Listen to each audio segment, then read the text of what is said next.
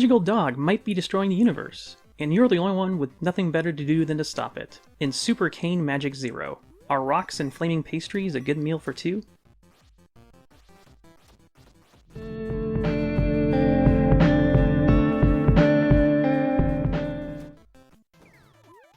Super Cane Magic Zero has the look of a webcomic where everything is drawn intentionally poorly. That's not to say the game looks bad at all.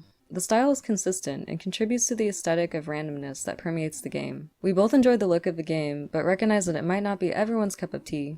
The only real problem we had with the visuals is the isometric angle often makes it impossible to see yourself behind a cliff, or makes it difficult to judge if a cliff is too tall to jump onto.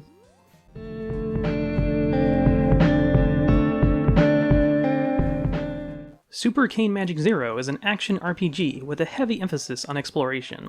You're given some vague goals that will hint at destinations, and you will have to fight and puzzle your way through sprawling dungeons to complete quests. The map of an area gives you little detail. As you open it up, it will show you doorways, but won't tell you where the doors go. There's a lot of record keeping to remember where you've been and how to get there, and a lot of traveling through dangerous areas with complicated obstacles and endlessly respawning enemies. This is not an easy game in terms of minute-to-minute gameplay, or figuring out how to progress. Simply learning what to do next usually requires investigation. Few areas are safe from enemies, and most enemies are damage sponges. If you don't kill every enemy as they appear, as well as seek out and destroy respawn points, they will multiply and follow you endlessly. Your tools for destruction include various melee and ranged weapons, with different strengths and weaknesses. Your inventory will need to be carefully curated to include the most powerful weapons of each type. It is entirely possible to end up deep in an area where the weapons you have are useless. Relatively early in the game, we triggered a fight where the enemies could only be defeated by magic weapons, and we only had one magic weapon between the two of us. The fight was quite long as a result, and if we didn't have that weapon, our only option would have been to quit. Most fights are simple, but can take a while. Ranged weapons and magic attacks use up mana, which refills slowly, so they're not as useful in the often drawn-out battles. There's usually plenty of throwable objects that do damage. Even enemies can be thrown once knocked down, and you will want to throw them at something because they cannot take damage when knocked down, and they're actually stronger once they get back up. A winning strategy is picking them up and throwing them at other enemies, or throwing them endlessly against a wall, as you can grab them in midair when they bounce off, but this can take some practice.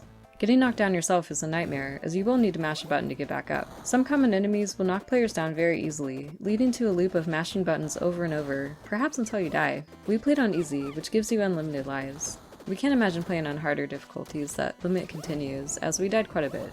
You can eat anything that you pick up, so you'll have to be careful not to eat anything harmful. Food will increase your health and give temporary buffs, but eating too many different foods will cause the buffs to go away. Platforming is much more important in exploration than you might think when you start the game. Jumping is tied to an item that will take you some time to purchase, but once you do, the world opens up a lot more. Unfortunately, platforming in the game is awful. It's imprecise and requires you to build momentum to clear any amount of distance. It doesn't help that some platforms seem just a little too far apart, making you doubt whether you're even supposed to make the jump. Most of the game is a trial and error exploration through large, branching dungeons. Some dungeons include complicated switch puzzles to open doors. Others are obstacle courses that have you dodging lasers or platforming. All of them throw a near constant wave of enemies at you that take forever to kill. Puzzling out where to go and how to progress provides moments of fun, but the vague quest descriptions and lack of direction made every dungeon a guessing game of which doorway to go through. Finally, finding the NPC that progresses the main quest usually felt like more of a relief than a reward. The world isn't entirely persistent, and a lot of things like enemies and locked doors reset when you exit and return to an area. After getting used to doorways locking back up every time you enter a new area, one dungeon needed us to have 3 doorways unlocked at the same time, each of them requiring that we exit the room and come back. This is to say that room persistence is inconsistent, which can lead to confusion. On top of that, moving to different areas leads to a very long loading screen, so hopefully you like full minutes of elevator music between rooms.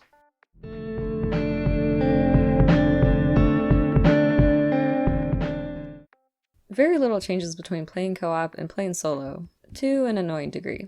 Notably, the skill trees and inventory are shared, so there's almost no opportunity to make your characters unique with different skill sets or loadouts.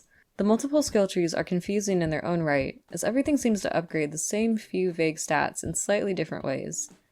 Inventory management ends up taking way too long, as you have limited space and a lot of choices. And you'll basically want to have 2 of everything for both characters to be effective. Neither player has more control over decisions. Either one can pause, change their loadout, level up, or pick up and discard items. Either one can talk to NPCs, and the character model who initiates the conversation will be present in the exchange. However, player 1 is prioritized in movement. If the players move too far apart, instead of the camera zooming out to accommodate, player 2 will be teleported to player 1's current location. This avoids the tug-of-war problem seen in other games, but at the cost of player 2's agency. Instead of stopping both players from moving in opposite directions, it puts player 1 in complete control of where both players go, often pulling player 2 away from something they were attempting to do. All that being said, it's easy for player 1 to pick up slack if player 2 is less interested in being engaged with such a complicated game.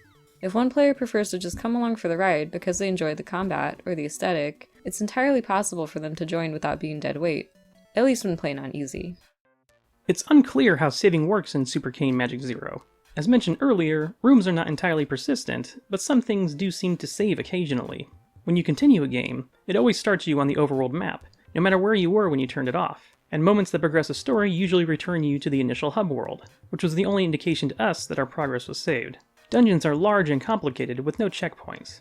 As such, the game is not good for short play sessions. Prepare to play for at least an hour, often longer, before you can safely turn it off.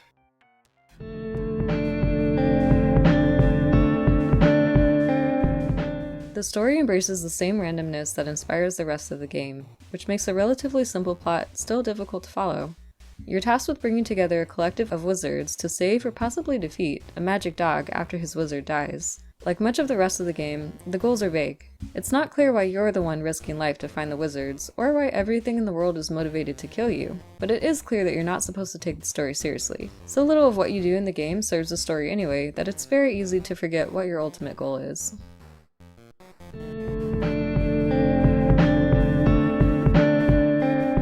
The game appears to run smoothly most of the time. However, there are some moments during combat where the game can slow to a crawl, usually when there are lots of enemies on screen. Due to the type of game it is, it's difficult for me to determine whether something is a bug or a feature. We entered a dungeon with a locked door and shining lights on the ground, but nothing we did in a half hour of trying allowed us to interact with anything in the room to get the door open.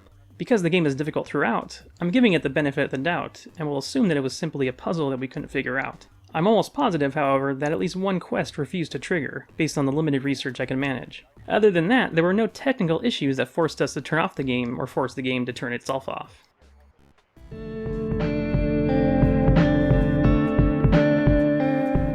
There's actually a lot to this game, more than we're willing to talk about in this review. One, because we don't want to spend all day, and two, because I don't think I understand everything enough to talk about it all. To be clear, this is not a genre that either of us are very familiar with, so it's impossible for us to judge by comparison or give a well-informed review. This is our perspective as people that play plenty of games, but don't consider ourselves hardcore. We don't think Super Cane Magic Zero is a bad game, but we do think its flaws outweigh its fun.